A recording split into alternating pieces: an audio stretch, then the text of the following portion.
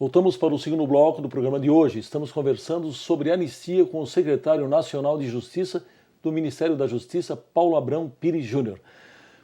Muito bem, secretário Paulo Abrão, no final do primeiro bloco, o senhor mencionou aquela decisão da Corte Interamericana de Direitos Humanos que determinou a responsabilidade internacional do Estado brasileiro acerca dos episódios decorrentes da guerrilha do Araguaia. Mas nós temos aqui no Brasil a decisão do Supremo Tribunal Federal que declarou a legitimidade da lei da anistia e decretou que ninguém mais pode ser processado por tais crimes. O senhor acredita ser possível uma reavaliação da questão pelo Supremo Tribunal Federal diante da decisão da Corte Internacional? Eu acho que essa questão ela tem que ser vista sob dois ângulos. Primeiro, o de se divulgar e difundir que a Ordem dos Advogados do Brasil interpôs embargos declaratórios a essa decisão do Supremo, questionando exatamente como fica a questão da própria jurisprudência do Supremo em matéria de desaparecimentos forçados, certo, que enuncia que se tratam de crimes imprescritíveis que estão sendo cometidos até os dias de hoje, por isso poderiam ser eventualmente apurados. E também a informação durante a decisão do Supremo de que a anistia foi fruto de um acordo na sociedade. E agora soube que a OAB fez um adendo a esses embargos com a decisão recente da Corte Interamericana. Então, portanto, provavelmente o Supremo deverá se manifestar novamente sobre a matéria. Quando é o que nós não sabemos. Por outro lado, existe uma outra perspectiva do ponto de vista estritamente jurídico, que é a de que hoje nós temos duas decisões, ambas com juridicidade na nossa ordem jurídica brasileira, uma de plano nacional, de decisão da nossa Corte Suprema, e outra da jurisdição competente para os assuntos relativos a violações de direitos humanos. A nossa própria Constituição aderiu a essa segunda jurisdição. Então, uma hipótese é a de que não necessariamente seria necessário que o Supremo Tribunal Federal se manifestasse novamente sobre essa matéria e que, pela própria força da decisão da jurisdição internacional de direitos humanos, já haveria aí substrato jurídico suficiente para que eventuais ações possam ser interpostas nas justiças e nas instâncias inferiores do nosso Poder Judiciário. O senhor apostaria nessa última possibilidade? Essa possibilidade nem é uma aposta minha, mas tem sido uma aposta do Ministério Público Federal do Estado de São Paulo. Muito bem, vamos falar agora de questões mais objetivas. O senhor presidiu a comissão de anistia, que analisou os pedidos de indenizações e outros referentes ao tema. Eu pergunto, quantos pedidos de anistia foram apresentados até o momento?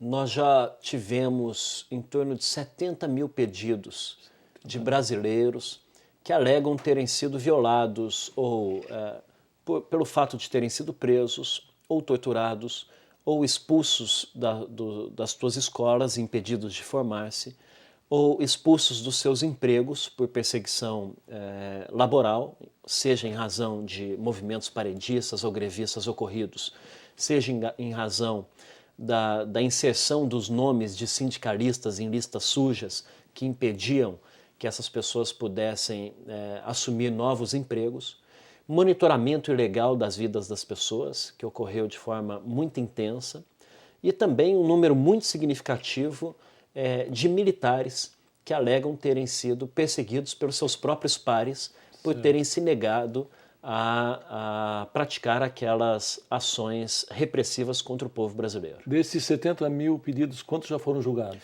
Nós já julgamos em torno de 60 mil desses pedidos. E quantos deferidos ou deferidos parcialmente? A média tem sido de 1/3 desses casos deferidos e 2/3 indeferidos ou deferidos parcialmente.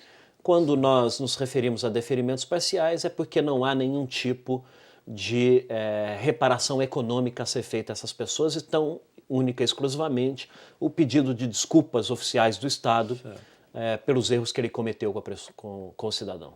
E qual tem sido a principal causa de indeferimento? Normalmente, a impossibilidade do cidadão de comprovar as tuas alegações. Nós sabemos que no Brasil, parte importante dos arquivos da ditadura militar não foram disponibilizadas para a sociedade. Isso faz com que os cidadãos não tenham acesso aos documentos que comprovam as perseguições aos quais eles foram submetidos.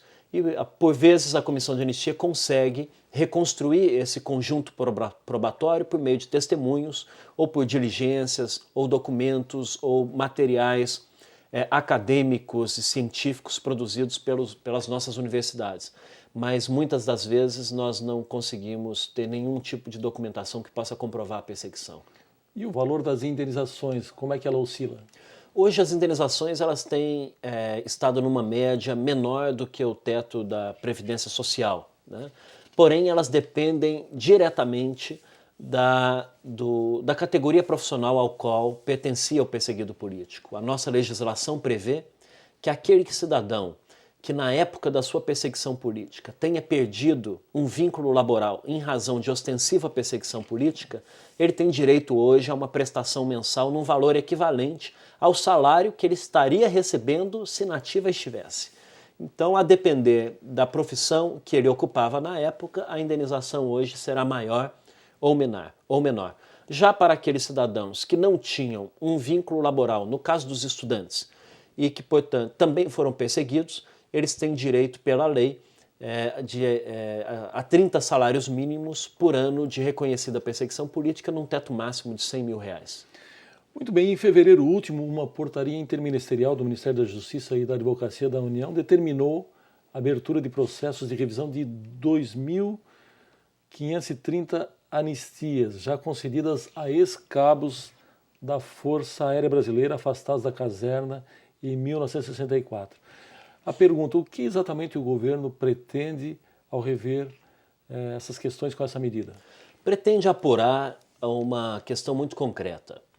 Os militares da FAB alegam que as forças aéreas, que a FAB, à época, utilizou-se de um expediente repressivo de prevenção contrária a eles, os expurgando do seu direito de progressão junto à carreira militar, alterando uma regra, uma medida administrativa que vigorava até então, regulamentando essas progressões, esses reengajamentos dentro da FAB.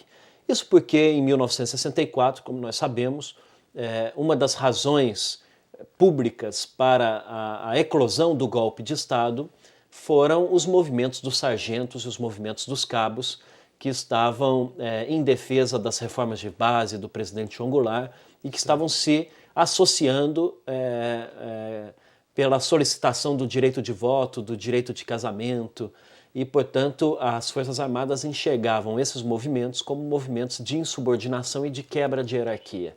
E teria tomado uma medida para restringir o reengajamento e a carreira dessas pessoas dentro das Forças Armadas. Então, nesse momento, o que se está discutindo é se uma determinada prática persecutória ocorreu ou não em nosso país. Há uma disputa pela memória histórica nesse campo e agora essa portaria fará com que se olhe cada uma das situações de perseguição, se ouça estes cabos da FAB, hoje senhores já com idade muito avançada, para se averiguar se efetivamente as anistias que foram concedidas elas se manterão ou se eventualmente elas serão anuladas. Muito bem, secretário, nós precisamos chamar mais um rápido intervalo, nós voltamos em seguida, é só um minuto.